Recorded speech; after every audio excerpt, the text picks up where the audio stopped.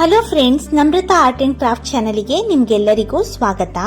ಇವತ್ತು ಈ ವಿಡಿಯೋದ ಮೂಲಕ ವಿಷ್ಣು ತೀರ್ಥ ಮತ್ತು ನಾಗತೀರ್ಥ ಎಂದು ಹೆಸರನ್ನ ಪಡೆದಿರುವಂತಹ ಈ ಎರಡು ಪ್ರಸಿದ್ಧ ಸ್ಥಳಗಳನ್ನ ಈ ವಿಡಿಯೋದಲ್ಲಿ ನೋಡಬಹುದು. ಇದು ಉತ್ತರ ಕನ್ನಡ ಜಿಲ್ಲೆಯ ಕುಮಟಾ ತಾಲೂಕಿನಲ್ಲಿದೆ. ಉತ್ತರ ಕನ್ನಡ ಜಿಲ್ಲೆ ಪ್ರಾಕೃತಿಕ ಸೌಂದರ್ಯಗಳಿಗೆ ಹೇಳಿ ಮಾಡಿಸಿದ ತಾಣ. ಇಲ್ಲಿ ಲೆಕ್ಕವಿಲ್ಲದಷ್ಟು ನದಿ, ಸರೋವರ, ಜಲಪಾತಗಳಿವೆ. ಇಂಥ ಒಂದು ಸುಂದರ ತಾಣಗಳಲ್ಲಿ ಕುಮಟಾ ತಾಲೂಕಿನ ವಿಷ್ಣು ತೀರ್ಥವು ಒಂದು. ಇದು ಸ್ವಿಮ್ಮಿಂಗ್ ಪ್ರಿಯರಿಗೆ ಹೇಳಿ ಮಾಡಿಸಿದ ತಾಣ. ನೈಸರ್ಗಿಕ ಈಜುಕೊಳದಂತಿರುವ ಈ ಸ್ಥಳ ಮಳೆಗಾಲ ಬಂದರೆ ಸಾಕು, ಇಲ್ಲಿ ಬೆಳಗ್ಗೆಯಿಂದ ಸಂಜೆಯ ತನಕ ಹೌಸ್ಫುಲ್ ಆಗಿರುತ್ತೆ ಈ ವಿಷ್ಣು ತೀರ್ಥ. ಇತ್ತೀಚೆಗೆ ವಿಷ್ಣು ತೀರ್ಥ ಹೊರ ಜಿಲ್ಲೆಗಳ ಪ್ರವಾಸಿಗರನ್ನ ತುಂಬಾನೇ ಆಕರ್ಷಿಸುತ್ತಾ ಇದೆ. ಸಾಮಾಜಿಕ ಜಾಲತಾಣಗಳಲ್ಲಿ ವಿಷ್ಣು ತೀರ್ಥದ ಫೋಟೋ, ವಿಡಿಯೋ ನೋಡಿಕೊಂಡು ಪ್ರವಾಸಿಗರು ಇಲ್ಲಿಗೆ ಭೇಟಿ ಕೊಡ್ತಾರೆ. ಈಜು ಪ್ರಿಯರಂತೂ ಇಲ್ಲಿ ಸ್ವಿಮ್ಮಿಂಗ್ ಮಾಡಿ ಆನಂದಿಸುತ್ತಾರೆ. ಪ್ರೀ ವೆಡ್ಡಿಂಗ್ ಮತ್ತು ಫೋಟೋಶೂಟ್ಗಳಲ್ಲಿ ಇಲ್ಲಿ ಹೆಚ್ಚು ಜನಪ್ರಿಯಗೊಳ್ಳುತ್ತಿದೆ. ಯಾಕಂದ್ರೆ ಇದು ನೋಡಕ್ಕೆ ಸ್ವಲ್ಪ ಕೇರಳ ಸ್ಟೈಲ್ ಅಲ್ಲಿ ಇರೋದ್ರಿಂದ ಇಲ್ಲಿ ನಾವು ಕೇರಳದಲ್ಲೇ ವಿಡಿಯೋ ಶೂಟ್ ಮಾಡಿಸಿದೀವೇನೋ ಅಂತ ಕೂಡ ಅನ್ಸುತ್ತೆ. ಇನ್ನು ಈ ವಿಷ್ಣು ತೀರ್ಥ ಕುಮಟಾ ಯಾಕೆ ಇಷ್ಟು ಪ್ರಸಿದ್ಧ ಹೇಳ್ತೀನಿ. ಇಲ್ಲಿ ಬೃಹತ್ ಕೆರೆಯ ಎದುರಿನಲ್ಲೇ ಬಹಳ ಪುರಾತನವಾದ ಒಂದು ದೇಗುಲವಿದೆ. ಹಚ್ಚ ಹಸಿರಿನ ಸುಂದರ ತಾಣದ ನಡುವೆ ಈ ದೇವಸ್ಥಾನ ಇರೋದ್ರಿಂದ ಇದು ಸ್ಥಳೀಯರ ಆರಾಧ್ಯ ದೈವ ಕೂಡ.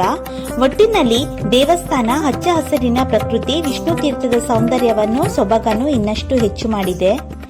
ಇಲ್ಲಿಗೆ ಹೋಗೋದು ಹೇಗೆ ಅಂತ ಈಗ ಹೇಳ್ತೀನಿ. ಕುಮಟಾದಿಂದ ಚಿತ್ರಗಿ ರಸ್ತೆಯ ಸನಿಹದಲ್ಲೇ ವಿಷ್ಣು ತೀರ್ಥವಿದ್ದು, ಕುಮಟಾ ಬಸ್ ಸ್ಟ್ಯಾಂಡ್ ನಿಂದ ಸುಮಾರು 2 ಕಿಲೋಮೀಟರ್ ದೂರದಲ್ಲಿದೆ. ದೇವಸ್ಥಾನ ಇರೋದ್ರಿಂದ ಇಲ್ಲಿ ಸ್ವಚ್ಛತೆ ಕಾಪಾಡೋದು ಬಹಳ ಮುಖ್ಯವಾಗಿದೆ. ಇದಿಷ್ಟು ಈ ವಿಷ್ಣು ತೀರ್ಥದ ಬಗ್ಗೆ. ಇನ್ನು ಈ ವಿಡಿಯೋದಲ್ಲಿ ನಾಗತೀರ್ಥ ಅನ್ನೋ ಇನ್ನೊಂದು ದೇವಸ್ಥಾನದ ಬಗ್ಗೆ ಹೇಳ್ತೀನಿ. ಈಗ ನಾನು ನಾಗತೀರ್ಥದ ಬಗ್ಗೆ ಹೇಳ್ತಾ ಹೋಗ್ತೀನಿ. ಉತ್ತರ ಕನ್ನಡ ಕುಮಟಾ ತಾಲೂಕಿನಲ್ಲಿರುವ ಶ್ರೀ ಕ್ಷೇತ್ರ ನಾಗತೀರ್ಥವು ಪೌರಾಣಿಕ ಹಿನ್ನೆಲೆ ಇರುವ ನಾಗದೇವರಿಗೆ ಸಂಬಂಧಿಸಿದ ಶಕ್ತಿ ಕೇಂದ್ರವಾಗಿದೆ.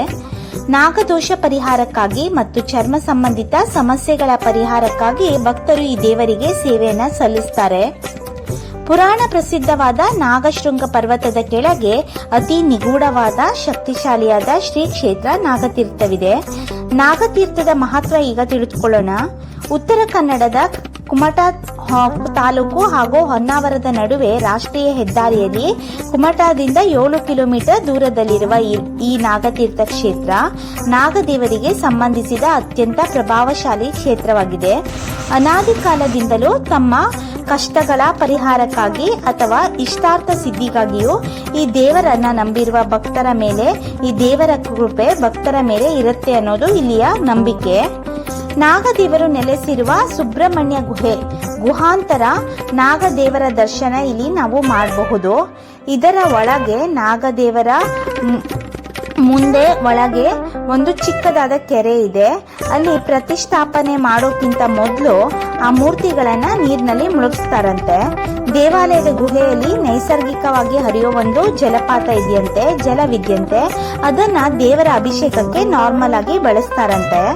ಭಗವಾನ್ ಶ್ರೀ ಹರಿಯು ಈ ಕ್ಷೇತ್ರದಲ್ಲಿ ತಪಸ್ಸು ಮಾಡಿದ್ದಾನೆ ಅನ್ನೋದು ಇಲ್ಲಿ ಬರುವಂತ ಭಕ್ತರ ಒಂದು ನಂಬಿಕೆ. ಹಾಗೆ ಅಗಸ್ತ್ಯ ಮುನಿಗಳು ಇಲ್ಲಿ ವಾಸವಾಗಿದ್ರಂತೆ. ಹಾಗೆ ಈ ನಾಗದೇವರನ್ನ ಇಲ್ಲಿ ಪೂಜಿಸ್ತಿದ್ರಂತೆ ಅಂತ ಕೂಡ ನಂಬಿದ್ದಾರೆ. ಇನ್ನು ಈ ಕ್ಷೇತ್ರದಲ್ಲಿ ಪುರಾಣದ ಕಥೆ ಏನು ಅಂತ ಇವಾಗ ಹೇಳ್ತೀನಿ. ಸರ್ಪನ ತಾಯಿ ಆದಂತಹ ಸುಲೂಚಿ, ಗರುಡನ ತಾಯಿ ಆದಂತಹ ವಿನುತೆ ಒಂದಿನ ವಾದಕ್ಕಿಳಿದ್ರಂತೆ.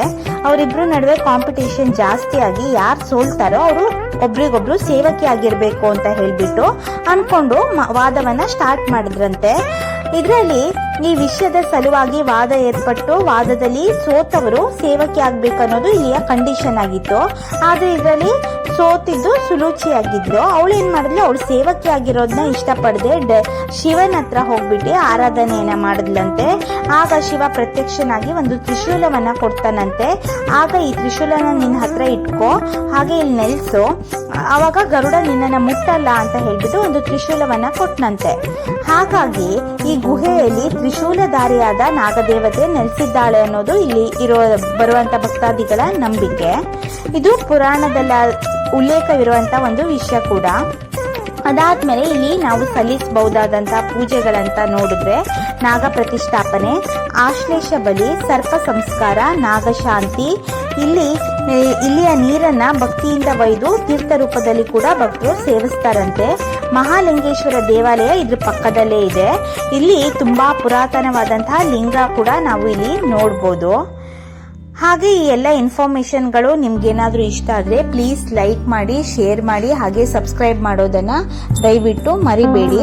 ಹೆಚ್ಚಾಗಿ ಇಲ್ಲಿ ಎಲ್ಲರೂ ಚರ್ಮ ವ್ಯಾಧಿಗಾಗಿ ಇಲ್ಲಿ ಬರ್ತಾರಂತೆ.